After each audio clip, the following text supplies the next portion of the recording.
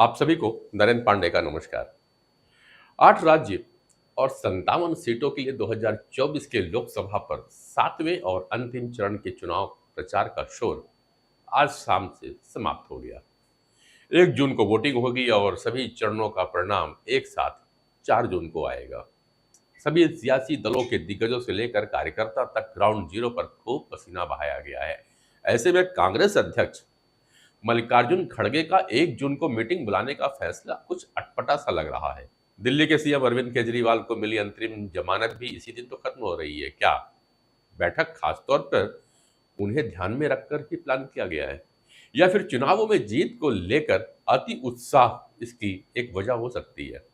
Agenda कुछ भी हो, फिलहाल अभी क्लियर कुछ नहीं है। लेकिन ऐसे में ममता दीदी द्वारा बनाई जा रही दूरी इंडी ब्लॉक के रसूख पर कुछ सवाल खड़े कर रही है। वैसे ये पहली बार नहीं हुआ है जब ममता बनर्जी ने कन्नी काटी हो।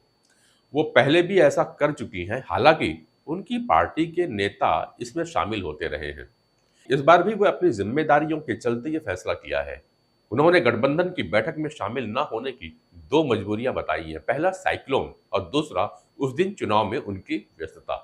वैसे इंडी अलायंस के घटक दलों में मतभेद और मनभेद की खबरें अक्सर सुर्खियों में बनी ही रही है। एक मंच पर होते हुए भी डे वन से दूरियां दिखाई देती रही हैं। इस बीच कुछ साथी छिटक कर दूर भी चले गए। सनातन को लेकर दक्षिण में बवाल मचा तो उत्तर में गठबंधन के साथी कुछ असमंजस की स्थिति में दिखाई देते रहे। इधर केजरीवाल ने इंडिया टुडे को दिए एक इंटरव्यू के दौरान कहा कि दिल्ली में आप और कांग्रेस के बीच कोई परमानेंट गठबंधन है नहीं। केजरीवाल ने दावा तो किया है कि 4 जून के बाद इंडिया गठबंधन की देश में सरकार बनेगी, लेकिन उन्हीं केजरीवाल ने यह भी संकेत दे दिया कि अगर रिजल्ट उनके दावे के उलट आया तो वे इस विपक्षी गठबंधन से अलग भी हो सकते हैं। इंटरव्यू के दौरान कांग्रेस से गठबंधन के फ्यूचर को लेकर के पूछे गए एक सवाल के जवाब में केजरीवाल ने कहा कि हमने कोई शादी थोड़ी की है। उन्होंने कहा कि ना तो हमने लव मैरिज की है और ना ही अरेंज। हम लोग देश बचाने के लिए 4 जून तक चुनाव लड़ने के लिए साथ आए हैं, बस। इसलिए इस रिश्ते को कोई और नाम देने की जरूरत नहीं है। केजरीवाल ने कहा कि हमारा लक्ष्य केवल और केवल बीजेपी को हराना है, बस। केजरीवाल ने भविष्य में गठबंधन की राह को लेकर के कहा कि 4 जून के बाद ही तय करेंगे कि आगे साथ बना रहेगा या नहीं।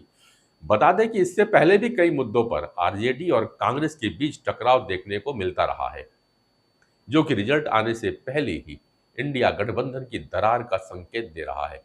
आपकी तरह केरल में लेफ्ट पार्टियां, पश्चिम बंगाल में तृणमूल कांग्रेस, जम्मू कश्मीर में महबूबा मुफ्ती की पीडीपी अकेले ही चुनावी मैदान में उतरी।